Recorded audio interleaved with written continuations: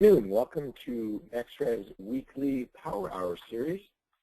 Today we'll be covering Creo Simulate Tips and Tricks Part 2. My name is Alberto Maceroso and I will be your presenter for today.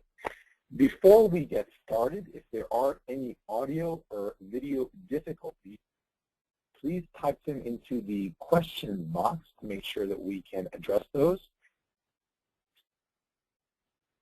I will be checking periodically, so again, if there are any audio or video problems, I will go ahead and make sure we get it squared away. Our agenda today, we talk a little bit about who NextRev is, as well as Power Hours coming up, and our archived Power Hours. We get many questions on those, so I'll spend some time talking about those older ones. We'll follow that up with some of the instructor-led courses that we offer here at NextRev. And then we'll dive into the Creo Simulate demonstration, talking about why we would even use Creo Simulate, the problems that we face every day in our product development process, and how Creo Simulate can help us. We'll then dive into our demonstration. Once the demonstration is over, I will have everything recapped, and then I'll spend some time for a little bit of Q&A. So NextRev has been working with PTC since 2001. We are headquartered in Santa Clara. However, we have locations in Southern California as well as the Pacific Northwest. We do have over 50 years of combined technical and engineering skill here at NextRev. We also pride ourselves on our local support. We have well over 1,000 customers. We are also PTC's, first and foremost, largest reseller in the Western region. The Power Hours that we do every single week are, in fact, recorded and archived. This archive is accessible on YouTube. However, it is not a public account. These are for our customers only. So if you'd like to gain access to these Power Hours, please contact your sales representative and they can provide you the proper link. If you do not know who your sales representative is, please contact sales@nextrev.com and they will put you in touch with the proper representative. Power Hour links can be found at nextrev.com/training/power-hours. NextRev is a PTC certified training partner. What this means is all of the classes that we offer have been, all of the instructors that teach these classes are certified directly through PTC. We offer classes in everything that PTC sells, whether it be from the MCAD side of things like Creo Parametric to Creo Direct, and in fact even Creo Elements Direct, formerly Co-Create, to Windchill, Intralink, and the new PDME. You can find a link to the classes that we offer at nextrev.com/training. You can also find the classes that we offer on PTC's training website. And lastly, if you are looking at some training, you find our schedule, but do not see the training available that you're looking for, please reach out to us. These trainings are tentative. If there is a specific type of training that you're looking to get speed on, we can certainly accommodate that. Just because it is not listed does not mean it is not offered. Also, from time to time, we get a number of people that maybe are being onboarded at a new company and they need to get speed on a certain build or certain version of Creo, along with advanced assembly, simulate, etc. These number of classes can take upwards of 3 weeks. Okay, this is time-consuming. This is costly to the company. So what NextRev, what we can do, we can offer courses that are tailored directly to the customer. So 3 weeks worth of training can be knocked down to a week and a half.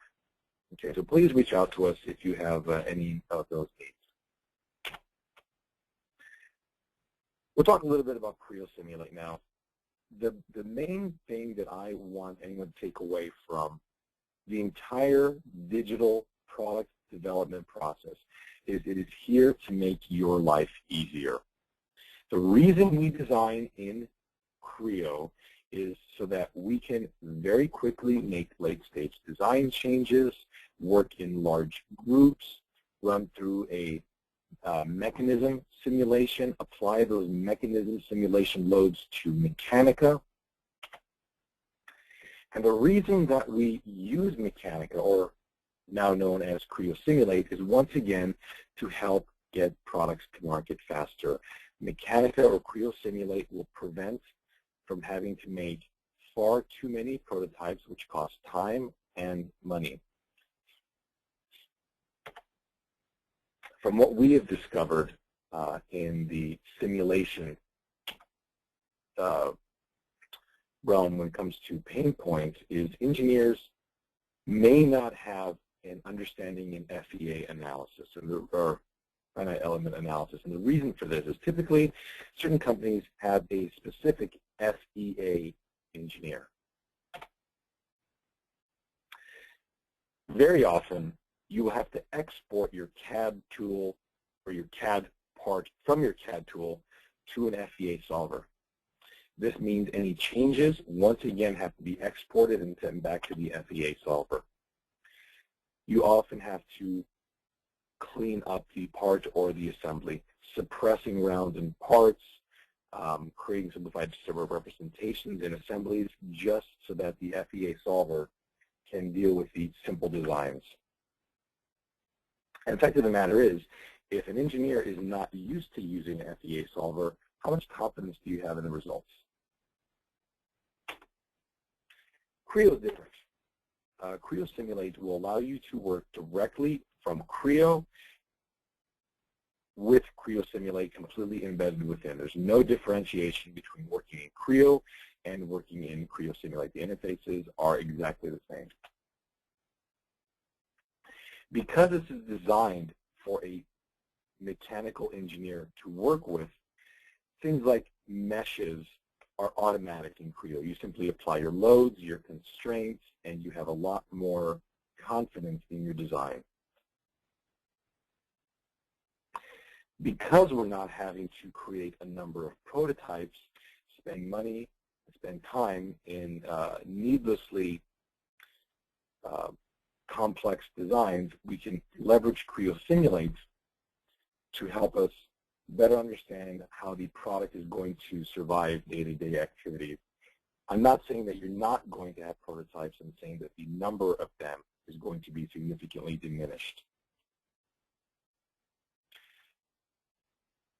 Simulate is designed for a mechanical engineer, not an analyst.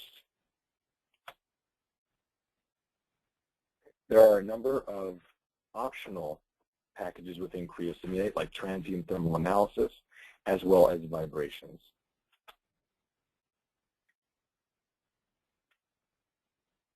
Embedding Creo Simulate within Creo simply means basic changes in Creo can very quickly be updated in Creo Simulate and the analysis be rerun. I'm going to pause for a moment to make sure that we don't have any audio or video problems. It looks like everything is going well, so let's dive into the presentation. Okay, so the first thing that we're going to talk about is the thermal portion of Creo Simulate. So this is a very, very simple board, and what I want to do is focus on the chip. Let me go ahead and find the chip here. Let me just grab a few pieces and hide them.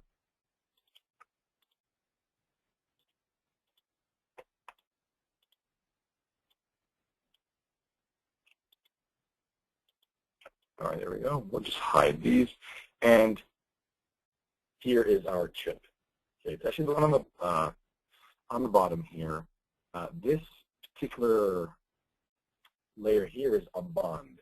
Okay, we're going to talk about the bond a little bit later, but for the time being, note that the bond itself has been modeled.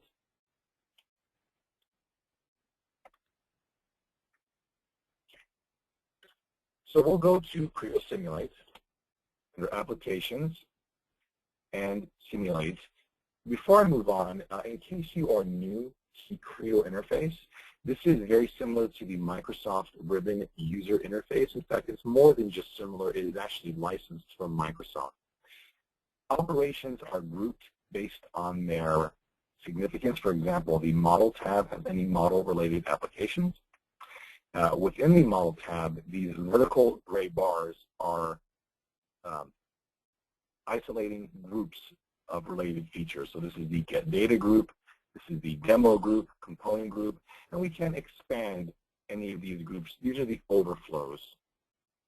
So you have the ability to move any of the items in the overflow. We can simply right-click on it and say Add to Quick Access Toolbar, which is this toolbar on the top left, and we can even add it to a group. We can also kick something out of a group and move it to the overflow. These all have to be saved in the Creo customization.ui file. So once you are in the Creo parametric options, which I got to by right-clicking and saying Customize the ribbon, we can simply export this customization file. Make sure that you save it to your working directory, to your startup directory. Once you've done that, you will have to go to your configuration editor and add an option called Load UI Customization Run dir. Just click on Find and just look up customization, and you will see Load Customization. Set the value to yes, and it will load any customization file that it finds in your startup directory. So I'm going to go back to Applications and Simulate. Normally, by default, you're going to start up in structure mode. Thermal mode is the icon to the right of the structure mode. So we'll click on this icon here, and you can see that some of the features change these little blue loads here. So we can just double click on one. We can see that these loads all have a certain convection coefficient and a bulk temperature. So these, by default, are going to be 25 degrees Celsius. And these surfaces are simply picking the tops of these chipsets. So everything here, but we can grab, get these things here. Here's our heat load. Here's a heat sink with a value of 2,500 milliwatts, just as an example. So what we're going to do here is I would like to run an analysis. So just like usual, I've got a standard analysis that I've got here. I'm actually going to load our results page. And let's continuous tone here. Okay. So what we're looking at here is an isothermal example of the chipset beneath the heatsink, perfectly transmitting heat through the contact between the chipset and the heatsink.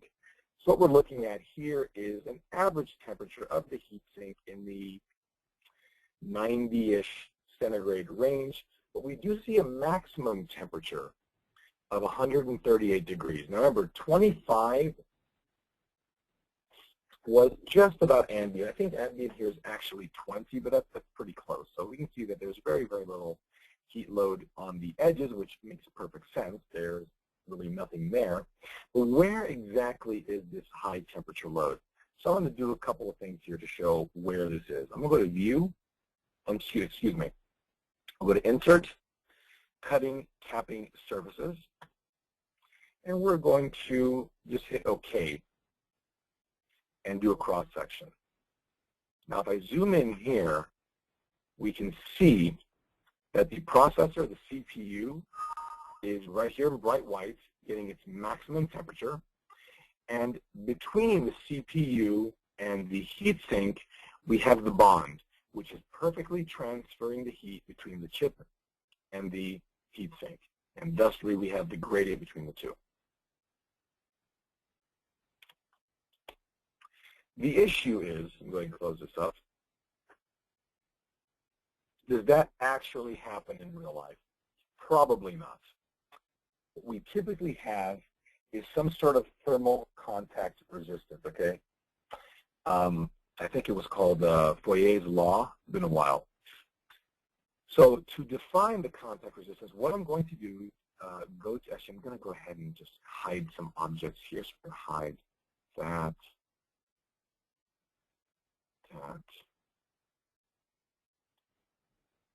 and the socket's fine. Okay, so we're just going to hide those two. So what I'm going to do is define contact resistance between this chip and this adhesive. We'll go under Refine Model, and this is nothing more than an interface. We'll click on Interface. By default, it's going to be adiabatic when we apply this, this interface. We don't want it adiabatic. We want to apply thermal resistance. Adiabatic is going to prevent any kind of heat transfer. We want thermal resistance to make it a little bit more accurate. So by default, it goes surface to surface, and that's fine. You know, we can just kind of query the back surface. But maybe we can do components to components. I can pick this top component and then pick this bottom component. Now I have an option here with heat transfer. Okay, it's in milliwatts. I think I can go to watts, 50, let's say. The problem here is that this value is being driven by the numbers that I just put in. Okay, this can be a parameter-driven value. So let's see how that works. Instead of typing in a value, we'll just delete that. I can right-click. This is not very straightforward, so take some notes here. Right-click in this window, and you'll get an option for parameter. Now, the window is this little white box. Okay, if you right-click anywhere else, I don't know if you hear the beeping at me, but that's what's happening. Right-click in the box, parameter, and I have a parameter that I placed in the model. Okay, so let me just make this a little bit bigger. Okay, it's my thermal resistance value. I can pick that, hit select, and it puts the parameter in there, not a value. Now the parameter is driven by a value, and the value is now changed directly through the model. Okay, not that you have to do this, but this is a way that you would add a parameter for a load. In this case here, a thermal contact load. We can hit OK there. And now I've got an interface. Before I did not. It was a bonded interface, which is perfectly connected between each piece. Let me go ahead and unhide. And I'll show you how to put the parameter in if you're not too familiar with that. Let me just complete this real quick. And we will now go to our result. I'm sorry, actually we'll take a look at our analyses. The first analysis, if I take a look at it, we're going to do a single pass convergent method here. We talked about these last time. So if you have any questions, just go ahead and shoot me a message there. We see our constraint sets, and we see our load sets. So I'll cancel that. And I've done a couple of these here. I've done a thermal contact resistance of 10 and one of 50. We'll take a look at the one of 50. I think that's a little more accurate, since that's what I did. Exact same constraints here. Let me cancel that. And let's open up our original one here. Let's take a look at the results.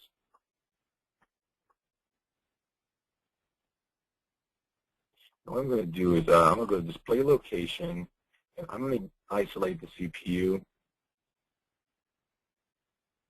Maybe get rid of the heat sink. Oops, I don't know what to do. Okay,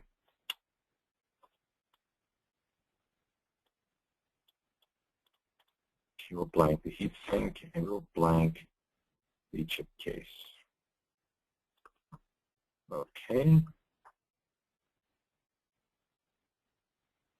So this is what we saw before. I just got rid of the some of the parts we didn't need.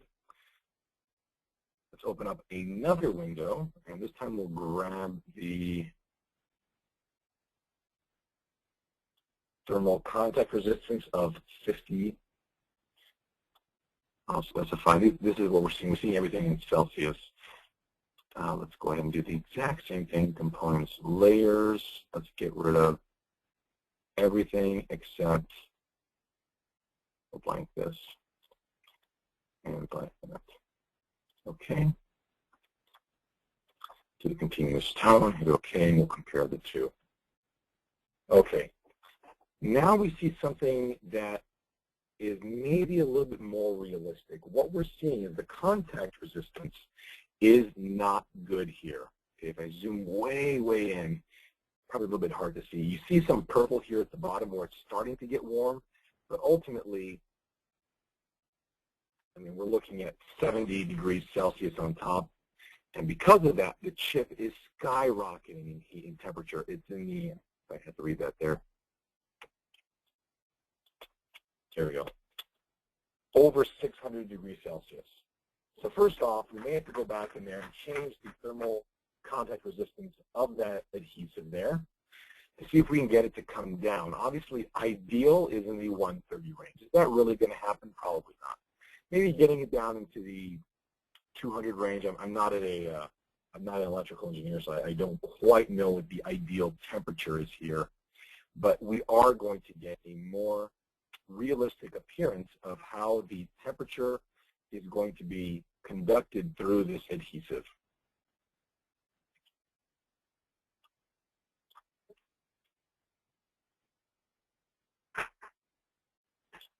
Okay. Very quickly, what I would like to do is actually I'm going to kick out of Mechanica real fast, or Simulate, sorry, I keep calling it Mechanica. To put in the parameter, I simply went to Parameters, added a new parameter, named it something, and simply type in the value here. So even this value I could change. Obviously 50 wasn't enough. Maybe we'll do 100, and we can rerun the analysis.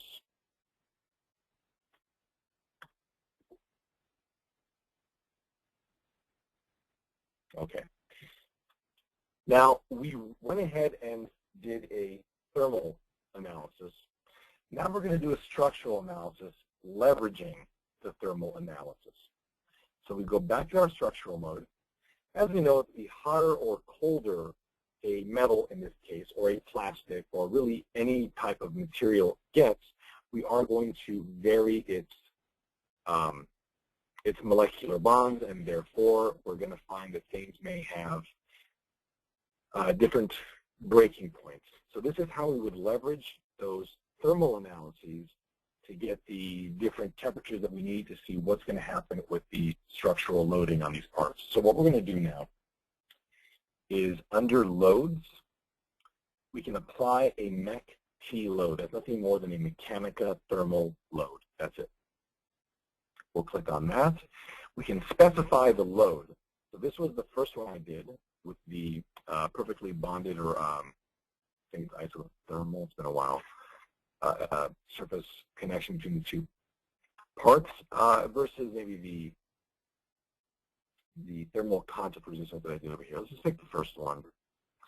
And reference temperature is nothing more than ambient temperature. I think earlier it said that it was 25. Let's do 20. Make sure you call it something.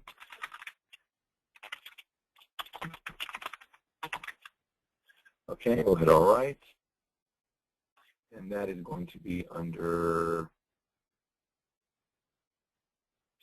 here, actually, thermal stress. Okay, that's what I just applied. Now what we'll do to make things a little bit more interesting, and I may have done this already here, we have our gravity right there. Instead of standard 9.8 meters per second squared, I went ahead and amplified that. We'll make it 10 Gs. Okay, so it's in millimeters per second squared, so 98,000 millimeters per second squared, just to get some, some more dramatic results, of course. Now what we're going to do is run a static analysis. Okay, I've already done that over here. It's static thermal. Let's just go ahead and take a look at what the parameters are. I'm going to have both my load, which in this case is going to be gravity, as well as my MEC-T load, which is my thermal load. Okay, we have our constraints already loaded there. And again, I'll run single pass adaptive. So hit OK. And let's take a look at what happens here. Now we can't show both at the same time. Okay, we either show the load or we show the thermal load. So I'm going to uncheck load. We'll go to, let's see, stress displacement, millimeters of stress. Yeah, displacement. Let's go ahead and show continuous deformation. Scale that back a bit to 2, and I'll go ahead and animate that. Now I'm going to go ahead and hide a couple of things here because we're getting a very dramatic change here. Remember, gravity is being applied directly in the middle, so that's where we're going to see. I'm sorry, gravity is applied on the whole object, but in the middle is where we're going to get the most deflection. So what we're going to do here is I'll go back to view, insert. Let's go to, we'll edit the view, pardon me. Display location, again, we'll get rid of component layers. I want to see what's happening with the chip. So we're going to isolate these, hide that, and that. Okay. And now we're going to see what's actually happening with the chip. Let's make this stop there. Okay. So we can see that under 10 G's of force, we're getting a, let's see here, the scale is at -2. So we're looking at 0.004 units of deflection in the, here on the edges at 10 G's. Okay, again, I just made it 10 G's to make things a little bit more interesting. But basically what we're doing is we're applying a thermal load, using that thermal load to conduct a structural analysis.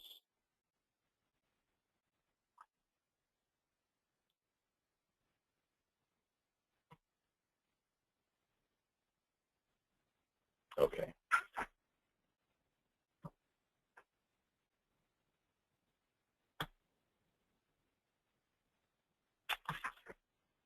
All right, next we're going to dive into a modal analysis. Just bear with me a moment. I'm going to close all these up here and kick everything out of memory.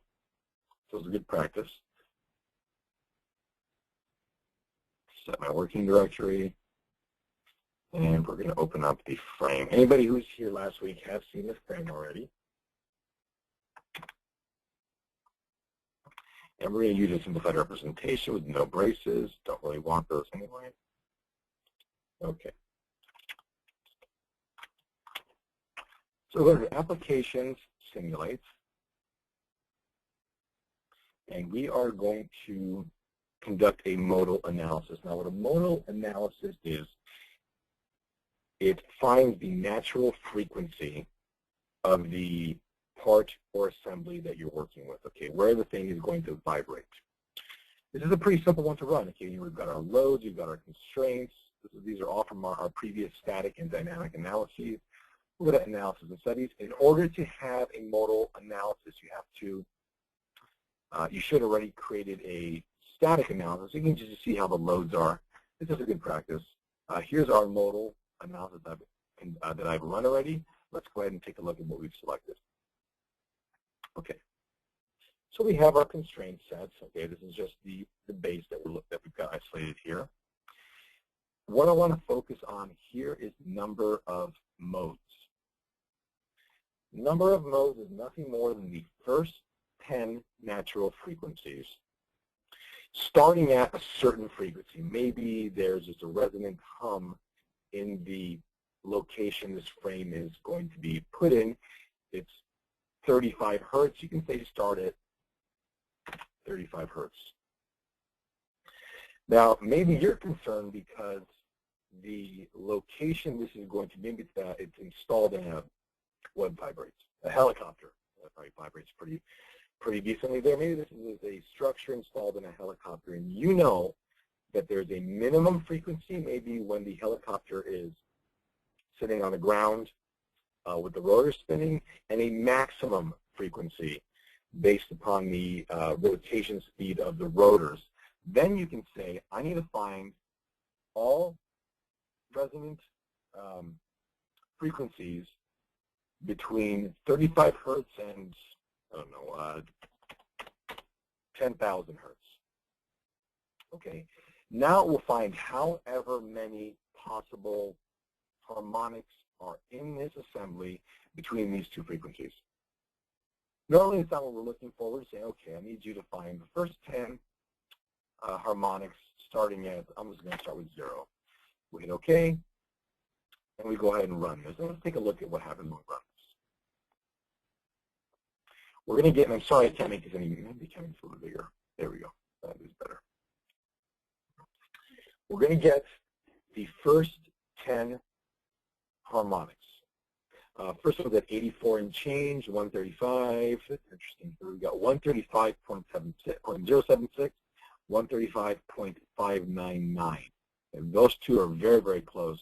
In fact, as we scroll through the model, we see that that's kind of the case. Okay, maybe these have a gap of 5 hertz, a gap of 2, gap of 5, gap of 15, gap of 10.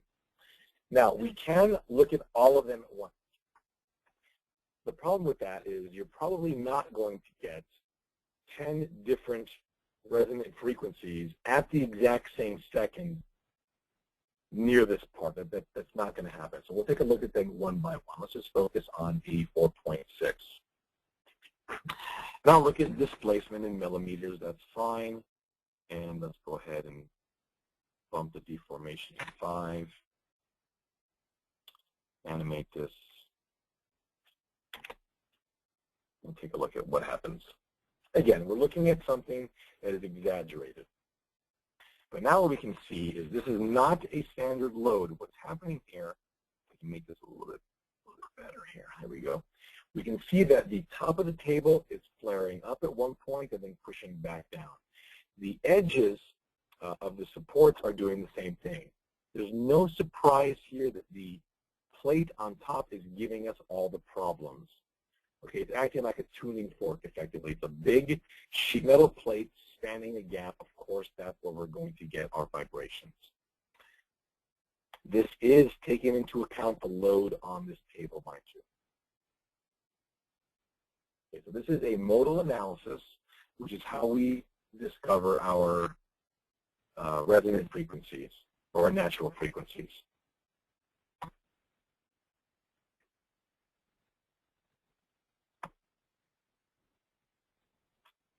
Now, the last thing I wanted to go over in this presentation is going to be a load at a point. Now, what I've done, I'm going to close Mechanical real quick here, and let's take the front view. I hope you can see this all right. There is a datum point in space. So I added the definition of this datum point. Okay. This datum point is literally just certain value in the x, certain value in the y, and on a midplane.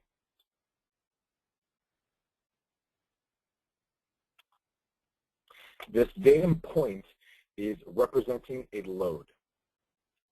Why would we do that? Well, let me answer that question too. I just kind of basically sketched a boom here. We're going to say that there is a boom that bolts to a certain point on this frame. And at the end of the boom is a motor. That motor is going to be used to pick up a certain load. So obviously we want to find the maximum displacement from the maximum load designed to go on this boom. Do we need the boom there? That's arguable. You know, if we want a 100% accurate simulation of what the boom is going to do, yeah, maybe we would bring it in there. Now what we're going to do is we're going to add the weight of the boom into the weight of the load onto that datum point, which is just a point in space, and this will give us maybe a 90% accurate result. The beauty of a point at load is that we can run these analyses very, very quickly. Not to spend hours and hours waiting for this boom, which is, let's say it was constructed of a number of trusses and girders made of sheet metal they take forever to mesh. So we can simply look at this as a beam type load. That's what we're doing here. So I'm going to go ahead and hide the sketch. Let's dive back into simulate. I'm going to get rid of this load on this face. Currently, I don't care about it. So we'll just go ahead and suppress that load. And I simply want to focus on this datum point. So we're going to go under force moments. And like before, when I showed you how to add a parameter, this is not very straightforward. We're going to say here, point, I spell that, P-I-O, point P-O-I, oh my gosh, point, at load. Load, there we go, my brain stopped working for a moment, sorry. So point load, it says references surfaces. No, that's not going to work. We want the load on this point. How can I pick that? What we do is we go to advanced. Now we see distribution total load, expand that, total load at point. There's a couple of others here. We have total bearing load at point, force per unit area. I want to focus on load at point. Now we can pick the load or the point. There's my point. And now the surfaces where the load is being applied. There's a number of ways to do this. I could create a surface region on this face and on this face. Maybe there's a bracket that goes from this face to this face, and we can specify the surface region. What I'm going to do here instead is, oops, didn't mean to do that. What I'm going to do here instead is redo what I just did. Pick our datum point. There we go. And I'm simply going to use these bolt holes. So I'll pick 1, 2, 3, 4, 5, 6. Okay, those are my loads.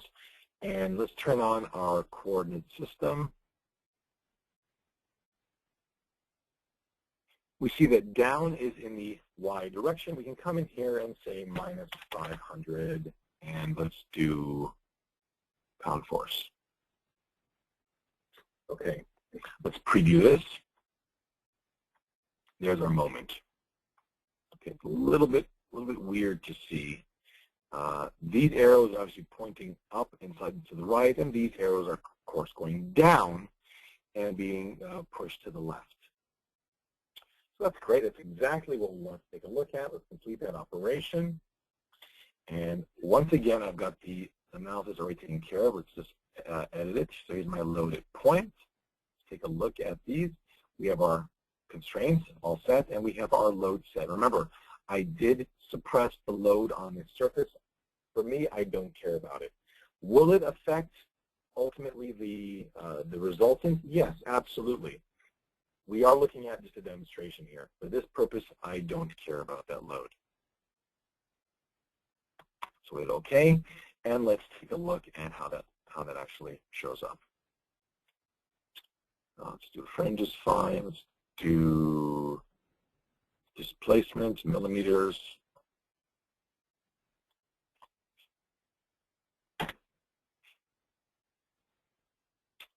And let's make this 12.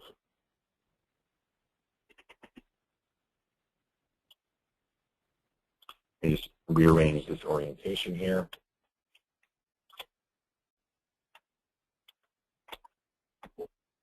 So now what we see is a maximum deflection of +1 of 0.66 millimeters.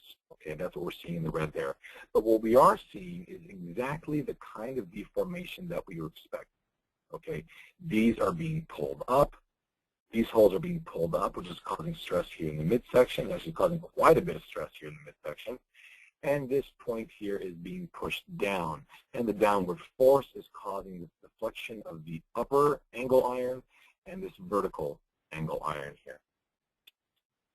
And these are nothing more than a load at point. This analysis took about 6 minutes.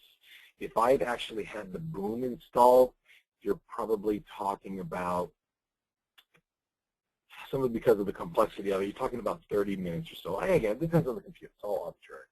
But just note that this is a very, very rapid way to get an accurate result of a total load.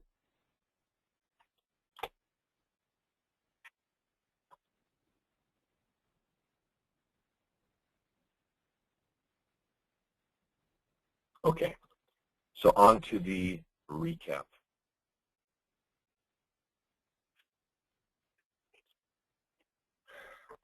We talked about why use Creo simulates thermal section. Obviously, it's very common for people to use the structural side, but the thermal side of the tool is fantastic when we want to get basic heat transfer, as well as see what thermal loads will do to a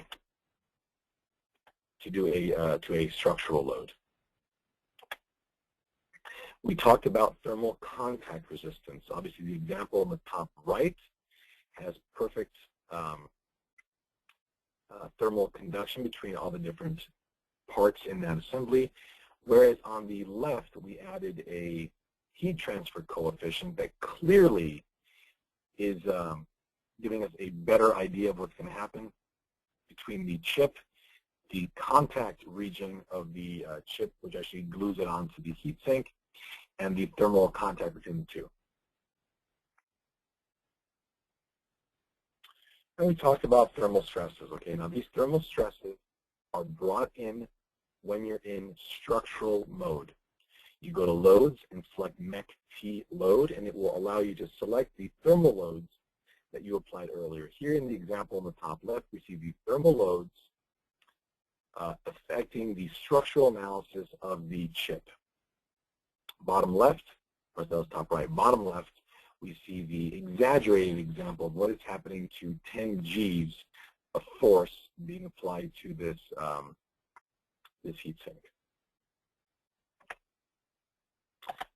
Before I move on, I did want to mention this again. Remember to add, actually, we'll get to that shortly. I think I've got it down here as well. Natural frequencies, these are your modal analyses. The modal analysis is doing nothing more than trying to figure out what the harmonics or the natural frequencies of a part or assembly is going to be. The nice feature of this is when you conduct the modal analysis, you can choose to select the first number of harmonics in the assembly, starting with a frequency, or you can search for the harmonics between two frequencies. Remember that when you're viewing the results, you want to pick one frequency at a time. You'll get a more accurate results. The parameterizing of loads. I showed you this when we were adding our thermal contact resistance. And it's not very straightforward. This will work when you're applying standard loads, thermal loads, you name it, it'll work by adding a parameter. Right-click in the area that says, in this case, heat transfer coefficient, and you'll get an option for parameter.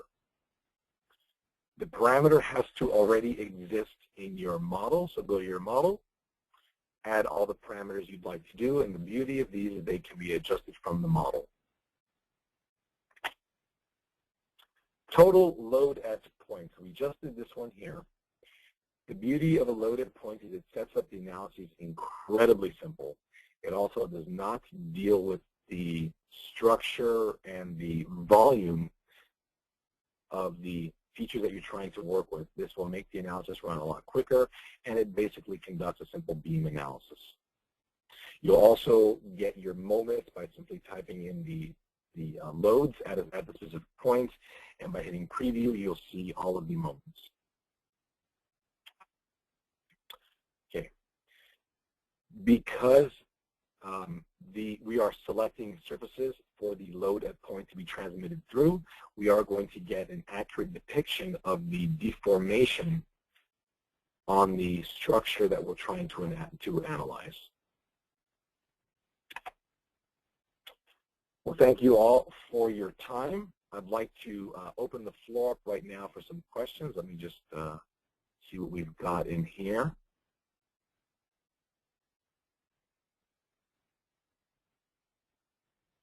All right, go ahead and type in any questions into the question box.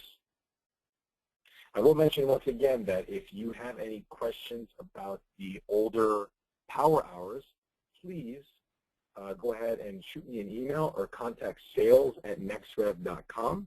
If you do not know who your sales representative is, we can make sure that we get you to the proper representative who will point you to our YouTube page.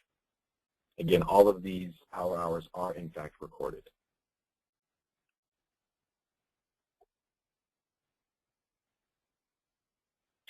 All right, looks like we have no questions today. I see I did that good of a job. Well, thank you very much for joining us on today's Creo Simulate Power Hour. We'll see you next week, and have a nice weekend. Thank you very much.